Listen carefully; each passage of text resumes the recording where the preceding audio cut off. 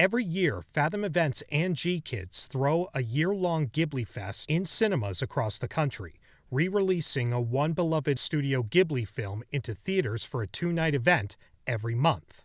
And while this year's Ghiblifest is already underway, I plan on doing a review video for each animated movie that's released from here on out. I already missed Howl's Moving Castle in April, so I'll cover that another time.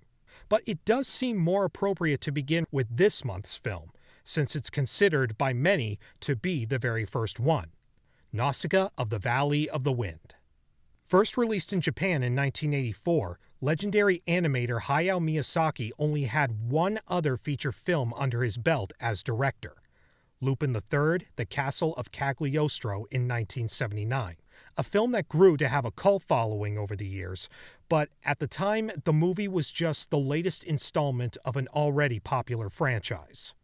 Nausicaa was the very first movie from Miyazaki where he had full creative control over the project, since it was based off of his own manga of the same name, so the story and the characters were completely his own. In a post-apocalyptic future, the world has been overrun by giant insects and a jungle infested with poisonous fumes that could drive the remains of humanity to extinction if they inhale too much of it. But there is one area where the grass is still green and the air is still pure, called the Valley of the Wind, where the Princess Nausicaa leads her people to peace and harmony by isolating themselves from the rest of the war-stricken world and spends more time trying to study the toxic jungle rather than destroy it.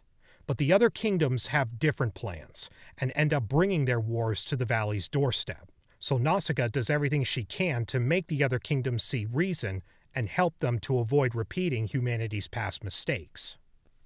This movie was only the beginning of what would become a legendary career for Miyazaki, and over the years his talents and his library of films have greatly improved. And as much as I love the rest of Ghibli's library, is it strange to say that this one might actually be my personal favorite? Sure, many of Ghibli's later movies were improved in terms of quality, but for some strange reason, I feel myself drawn to this one more than the rest.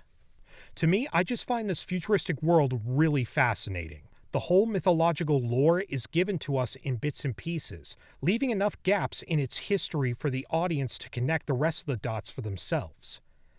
The landscapes are also impressive to look at. This world is just so massive that it feels like an animated cinematic epic, like The Lord of the Rings, or Star Wars, or Lawrence of Arabia. So for that reason, I am highly recommending that you see this movie on the big screen if you ever get the chance.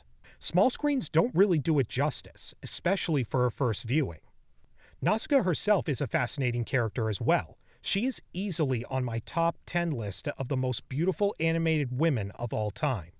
I just find her ambition, her spirit, and compassion really attractive. She knows when to be kind and nurturing, but at the same time she has her limits, and there are moments where her emotions get the best of her. So you can't argue that she's perfect. She does make mistakes, but she learns from them.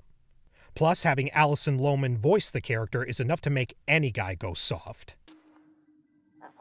There's nothing to fear. Nothing to fear. See? Nothing to fear. Right? She's truly a light in dark times. Another thing that I love about this movie is the use of silent moments. No voices, no music, just the natural sounds of the wind, or no sound at all, are enough to create heart-stopping tension.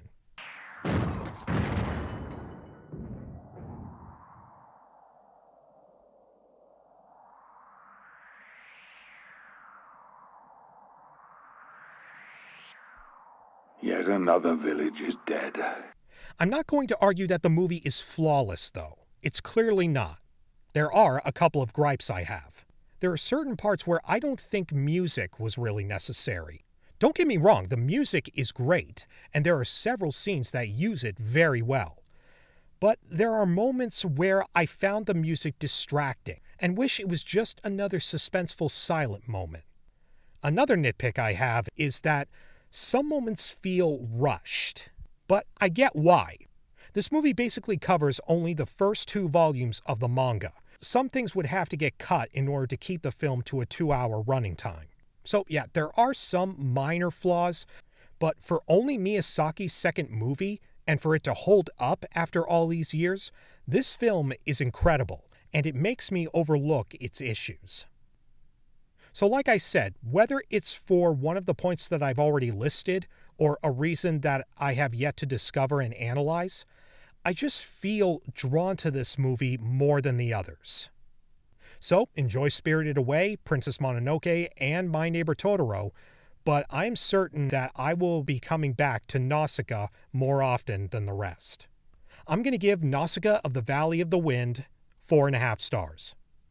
Guys, thank you so much for watching my video, and stay tuned for my next Ghibli review for Whisper of the Heart, which will be in theaters on July 1st and 2nd. Go to fathomevents.com or Ghiblifest.com to see if it's playing at a theater near you. And if you like this, you can click here and subscribe, and I'll see you next time.